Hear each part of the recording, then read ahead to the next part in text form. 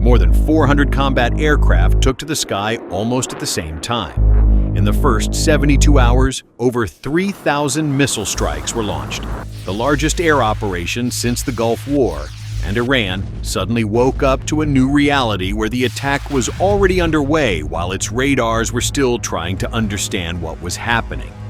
That is how Operation Epic Fury began, a massive synchronized strike by the United States and its allies. In just a few days, it completely changed the familiar logic of war. Not tank columns, not fleets on the horizon, not years of diplomatic maneuvering, the sky. That's where the fate of the campaign was decided. Aviation became the main force, the main argument, and the final verdict for Iran's military machine. But what actually stands behind this storm in the sky? How do dozens of different aircraft turn into a single mechanism where every platform knows its role?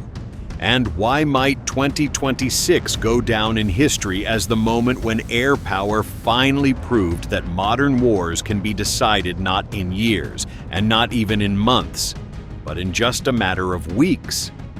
The sky decides everything. How U.S. air power broke Iran in just days. Epic Fury, when the sky becomes the battlefield.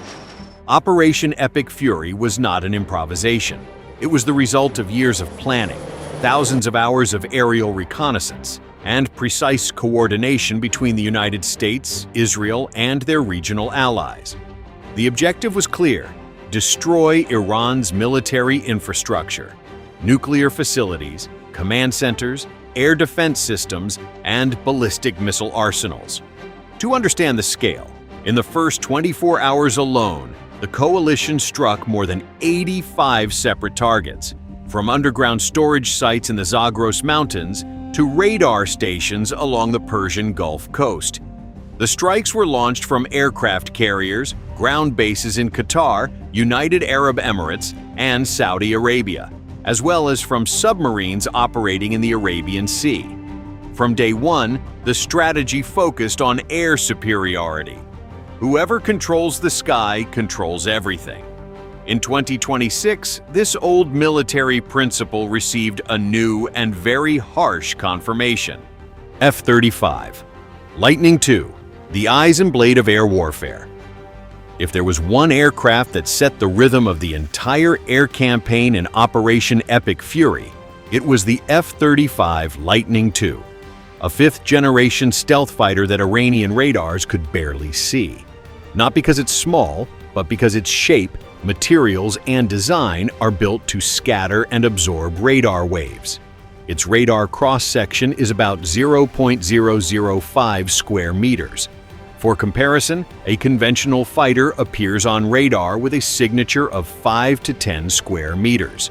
On an air defense screen, an F-35 looks more like random interference or a large insect than a combat aircraft.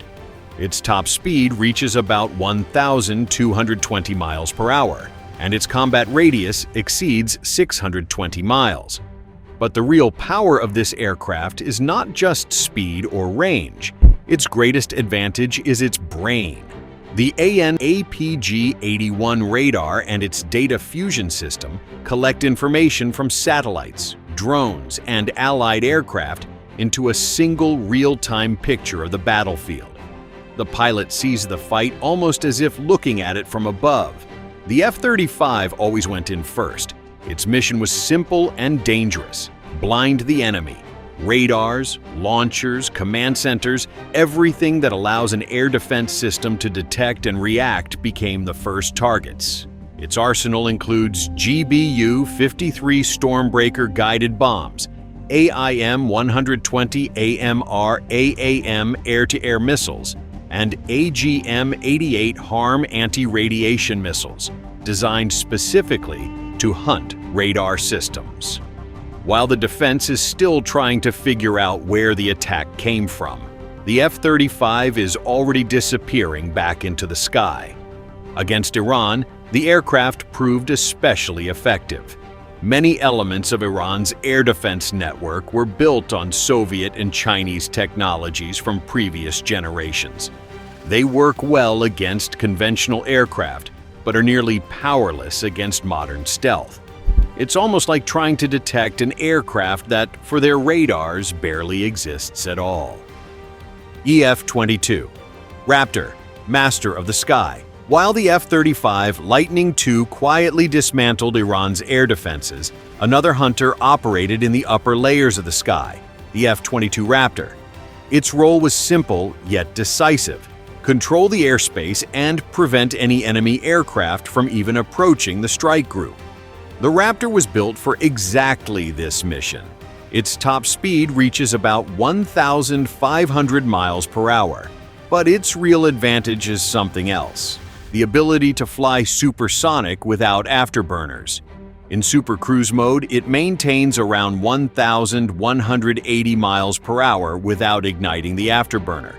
That means a smaller heat signature, lower fuel consumption, and a much harder target for enemy infrared sensors. The F-22 rarely performs ground strikes. Its mission is air dominance. If a threat appears in the sky, the Raptor must eliminate it before the opponent even realizes they are being targeted. For this, it carries AIM-9X Sidewinder missiles for close combat and AIM-120D AMRAAM missiles capable of hitting targets at distances of over 110 miles. All weapons are stored inside internal weapon bays to preserve the aircraft's stealth profile. Against a machine like this, Iran's Air Force looked like technology from another era. The F-14 Tomcat and MiG-29, aircraft designed in the 1970s and 1980s, simply could not match the technological level of the Raptor. In the first days of Operation Epic Fury, Iranian fighters almost completely stopped flying combat missions. The sky quickly became a domain where only one aircraft set the rules. F-15 Strike Eagle, the workhorse of war. If the F-22 Raptor was the sharp sword of this campaign, then the F-15E Strike Eagle was the hammer. Powerful, durable, and built to hit targets with maximum force. The Strike Eagle can carry up to 24,000 pounds of weapons across 9 hardpoints. Bombs, guided missiles, glide munitions. This aircraft can carry more strike payload than the legendary B-29 Super Fortress of World War II. And it can still reach speeds of up to 1,650 miles per hour. Its combat radius exceeds 790 miles, even with a full weapons load. During Operation Epic Fury, the F-15E became the main tool for large-scale strikes deep inside Iranian territory.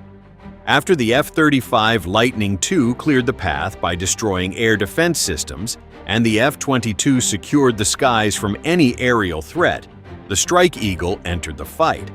And it did exactly what it was designed to do: turn hardened military targets into rubble. Its primary weapon in these strikes was the GBU-28 Bunker Buster, a 4,400-pound bomb with a reinforced casing capable of penetrating up to 20 feet of reinforced concrete before detonating. Even deep underground bunkers hidden nearly 100 feet below the surface were not safe from it. When the Strike Eagle arrived over a target, it usually meant one thing: a facility that existed on the map minutes earlier would disappear from reality within seconds. EA18G Growler, the aircraft without which war doesn't even begin. There is one aircraft that almost never makes the headlines. It rarely appears in strike footage and almost never stands at the center of attention. But without it, the entire air campaign simply would not work. That aircraft is the EA18G Growler, a true master of electronic warfare. Built on the platform of the Boeing F/A-18 Super Hornet, the Growler carries a very different arsenal instead of conventional strike weapons. Its main system is the AN/ALQ-99, an electronic warfare suite that attacks the enemy with invisible waves. It jams radars, disrupts communication links between air defense units and command centers, and interferes with missile guidance systems. The frequencies used by the Growler cover a massive spectrum, from 64 MHz to 18 GHz. For air defense operators, it looks as if their radar screens suddenly fill with noise. Targets disappear, phantom signals appear, and the real battlefield picture breaks into chaotic fragments. At that moment, the defense effectively goes blind. A single Growler can suppress several different radar systems simultaneously at distances of up to 93 miles. This is not theory, it is real combat capability. As a result, a complex, multi-layered air defense network turns into a collection of isolated systems that can no longer coordinate their actions. And in modern warfare, that means only one thing. Once a defense is isolated and disoriented, it is already doomed. And that is exactly the moment when the strike aircraft move in. The Sky decided everything Operation Epic Fury did more than strike Iranian infrastructure. It demonstrated that a modern air campaign is no longer a collection of separate sorties, but a single living network where every aircraft, drone, and missile shares information with the others in real time. 4 types of aircraft, several types of weapons, a clear logic of coordination, and a result that no ground operation could have achieved without enormous casualties and months of fighting. The question is no longer whether Epic Fury changed the rules of the game. It already has. The real question now is, which countries are already building 6th-generation air power? And will anyone ever be able to challenge this chain in the sky? Write your thoughts in the comments, leave a like if you enjoyed this video. Thanks for watching and see you next time.